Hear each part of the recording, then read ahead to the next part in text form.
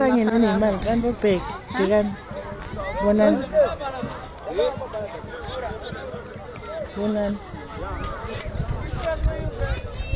ubhekeni guys wathi kunegolide la kugcwele just look. Ngiyathanda ukunibingelela bana leli page icethu lakho share pin comment wakho hla njalo ukulifollow naleli page lakho leli. Nazi ke indaba etrenda kuthiwa ke laphayana ePenville eGugulethu section kutholiwe igolide esibayeni. Bathi abakade bemba noma labo babonayo la evidweni bemba bezwe ngoyedwa umuntu ethi ubona igolide esibayeni senkomo. Base besuka beqonde kusona ke leso sibaya leso befuna ukubona ukuthi ngempela uqinisile methi kukhona igolide alibonile kulesibaya lesi. Kuthiwa ke bebebancane abantu ngomsombuluko ngoba indaba iqale ngomsombuluko la khona amalungu omphakathi befuna ukungena kusona lesibaya lesi. Acela umnikazi wesibaya ukuthi abavumele bangene esibayeni. Umnini wesibaya ubesethi abakhipha o20 umuntu mabefuna ukumba isibayeni sakhe. Nangempela ke babakhipha o20